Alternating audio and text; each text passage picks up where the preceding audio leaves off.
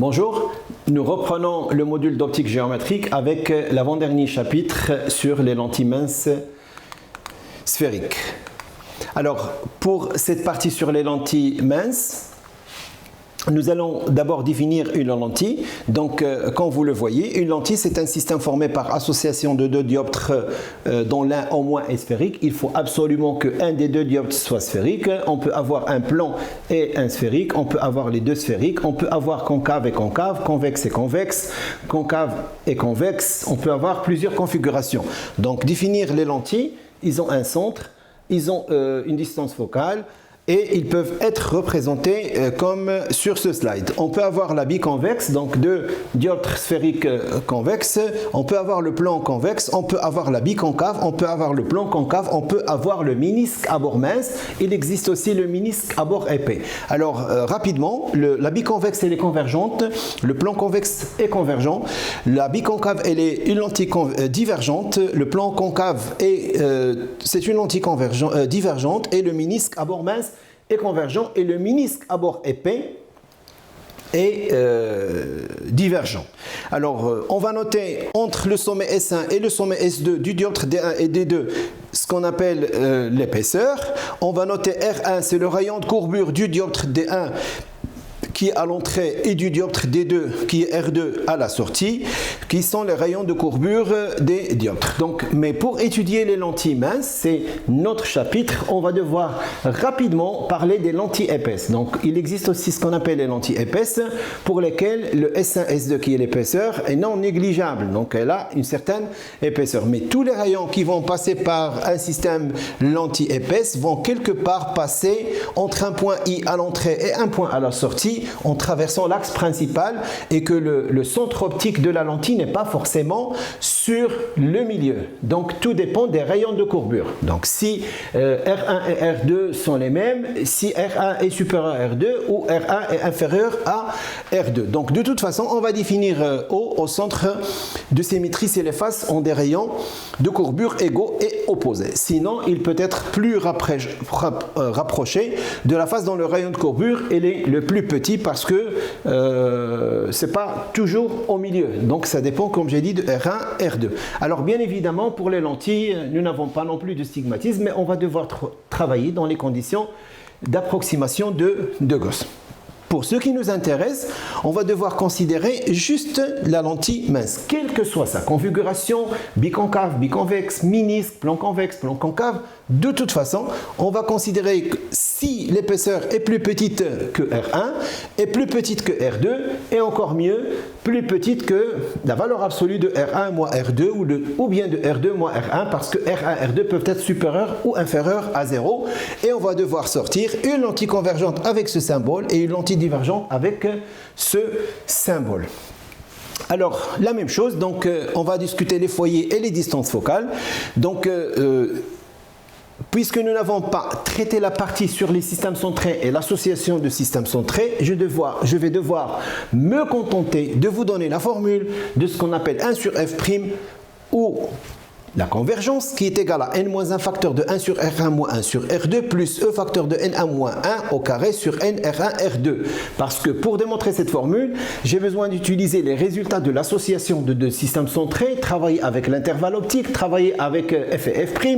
Mais comme nous n'avons pas traité cette partie, juste je rappelle cette forme de convergence qui dépend de n et qui dépend de R. D'accord? Et pour une lentille épaisse, vous avez un terme correctif. Pour les lentilles mince, ce E est égal à 0, et donc je vais avoir 1 sur f' est égal à n-1 facteur de 1 sur R1 moins 1 sur R2. Je rappelle que R1 c'est S1 C1 et que R2 c'est R2 c'est S2 C2.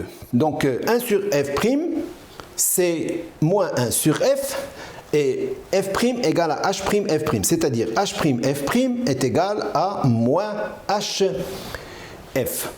Ça veut dire que f et f' se trouvent de part et d'autre le sommet. Bien.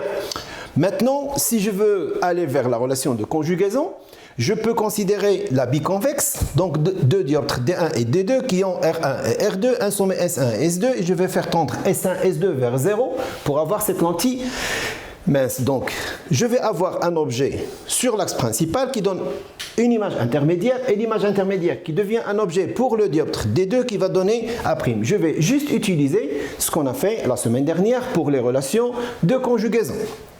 Et donc, si j'utilise D1, j'ai 1 sur S1A moins N sur S1A1 égale à 1 moins N S1 C1 parce que l'indice d'entrée c'est 1, l'indice de sortie c'est N. Je répète, l'indice d'entrée c'est 1 et l'indice de sortie c'est N. Et pour le dioptre D2, l'indice d'entrée c'est N et l'indice de sortie c'est 1. Et j'écris la relation de conjugaison avec origine au sommet. Pour le D1 c'est S1, c'est le sommet, et pour le D2, S2 c'est le sommet, et donc j'aboutis à cette relation. Mais, comme on a dit, nous avons S1 est confondu avec S2 est confondu avec le centre de la lentille, parce que la lentille elle est mince. Donc S1 devient haut, et S2 devient haut. Et donc si vous remplacez, vous allez trouver que 1 sur OA de ce côté-là, mais là vous allez trouver N sur OA1. Et dans la deuxième équation, vous allez N sur OA1, c'est la même chose, d'accord, moins 1 sur OA'. Donc si vous faites la somme de l'équation 1 et l'équation 2, vous allez trouver tout simplement ce que vous avez là, 1 sur OA moins 1 sur OA' est égal à cette expression qu'on va donner comme étant 1 sur F. Parce que je commence par l'objet. Alors, on peut l'écrire 1 sur OA' moins 1 sur OA égale à moins 1 sur F. Or, moins 1 sur F, si vous revenez à ces expressions, vous avez H'F' égale à moins HF. Et vous allez devoir écrire 1 sur F'. Donc, 1 sur OA' moins 1 sur OA égale à 1 sur F', qui est la relation de conjugaison des, bien évidemment, des lentilles minces, convergentes ou divergentes dans les conditions d'approximation de Gauss, mais qui est aussi égale à n-1 facteur de 1 sur S1C1 moins 1 sur S2C2, c'est-à-dire R1 et R2. Et c'est très important. Alors, si vous voulez définir la vergence, maintenant de la lentille, ça va être 1 sur F1, mais c'est aussi n-1 sur facteur de 1 sur S1 moins 1 sur S2. Bien évidemment, d'après la relation des dioptres qu'on a vu la semaine dernière, vous avez F sur F' égale à moins N sur N', c'est-à-dire que F et F' sont de part et d'autre, mais c'est encore mieux parce que le milieu d'entrée et le milieu de sortie sont les mêmes. C'est-à-dire que N égale à N' et vous avez moins 1, donc F égale à F', c'est-à-dire que OF égale à OF', parce que O est le centre. Voilà pour les relations de conjugaison. Donc soit retenez 1 sur F' égale à 1 sur OA' moins 1 sur OA, soit 1 sur F égale à 1 sur OA moins 1 sur OA'. On peut aussi remonter à gamma pour dire que le grandissement de la lentille n'est autre que OA' sur OA, c'est-à-dire A'B' sur AB. Alors on appelle la convergence d'une lentille mince le rapport, l'inverse de la distance focale, il est en dioptrie. Quand C est supérieur à 0, F' est supérieur à 0, ça va de soi parce que c'est l'inverse, la lentille est convergente. Et quand C est négatif, la lentille va être divergente. Quant à la relation de Newton, elle n'a pas changé. C'est FA fois F'A' égale à moins F'. Or, F est égal à moins F', donc est égal à moins F carré ou bien moins F' carré. Pour les représentations, tous les rayons qui arrivent de l'infini passent par F' pour la lentille convergente, et pour les rayons qui passent par F, ils vont sortir parallèlement pour la lentille convergente. Pour la lentille divergente, tous les rayons qui arrivent parallèles quittent en ayant donc un prolongement par F', parce que le rayon qui vient, l'objet à l'infini va chercher F', et F' il est virtuel pour la divergente, et tous les rayons qui semblent passer par F, ils vont sortir parallèlement. Ça, c'est les propriétés des lentilles, tout simplement. Pour le grandissement, je l'ai défini, gamma égale à OA' sur OA. Vous pouvez le montrer rapidement à partir des triangles semblables. Sur le slide, j'ai présenté donc quelque chose qui se trouve avec le lien sur la plateforme Google Classroom. Vous pouvez naviguer pour déplacer l'objet, mettre l'objet à l'infini, mettre l'objet sur le foyer pour une image à l'infini, mettre l'objet sur O, prendre un objet même virtuel, et à chaque fois, vous allez devoir étudier les cas. Dans ce cas-là, AB est réel, l'image est réelle aussi, gamma est inférieur à 0, il y a l'objet vers le haut et l'image vers le bas, donc avec un rapport en valeur absolue supérieure à 1, mais négatif. Vous pouvez, sur cette simulation Java, changer la position, changer la lentille et la nature, d'accord? Et à chaque fois, vous avez des messages qui expliquent ce que vous êtes en train de faire. Je termine ce chapitre avec le petit paragraphe 7 sur les doublés et en fait on peut être amené à voir l'association de deux lentilles, lentille 1 et la lentille 2 comme on le voit sur cette figure. Et quand on parle de doublé, on va parler de microscope, on va parler d'un oculaire, on va parler d'un objectif et tout un ensemble de systèmes optiques et surtout les instruments optiques. Donc on appelle doublé l'association de deux lentilles minces placées dans un même milieu d'indice n, désignant par f' et f'1 les distances f'1 et f'2, les distances focales images de L1 et de L2 et leurs centres optiques respectifs O1 et O2. On appelle la distance O1, O2 comme étant l'épaisseur.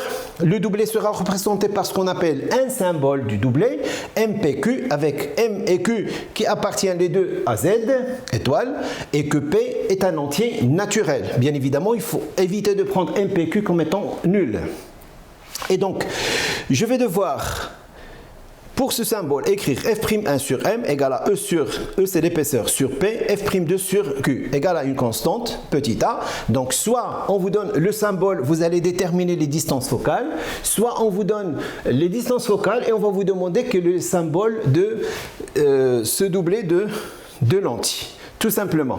Alors, pour la convergence, puisque vous avez deux doublés, la convergence est égale à 1 sur f', bien sûr, du système équivalent, égale à 1 sur f'1 plus 1 sur f'2 moins e facteur de C1 moins C2. C'est ce qu'on appelle la formule de Gullstrand. D'accord? Donc, comme on le voit sur ce schéma, vous avez un objet, vous le déplacez et donc vous avez des images qui peuvent varier, qui peuvent être inférieures à f2 de la lentille L2, qui peuvent être sur f2 pour une image vision à l'infini, qui peuvent être entre O2 et f2, etc., etc. Donc ce sont aussi des possibilités de simuler des choses et d'étudier la nature des objets, la nature des images. Mais si vous prenez les deux lentilles qui sont accolées, d'accord, l'une contre l'autre, l'épaisseur entre L1 et L2 est égale à 0 et donc la formule de Gullstrand va être C égale à C1 plus C2. Voilà ce que j'ai à vous dire pour cette petite partie sur les lentilles et je vous donne rendez-vous la semaine prochaine pour le dernier chapitre sur les instruments optiques.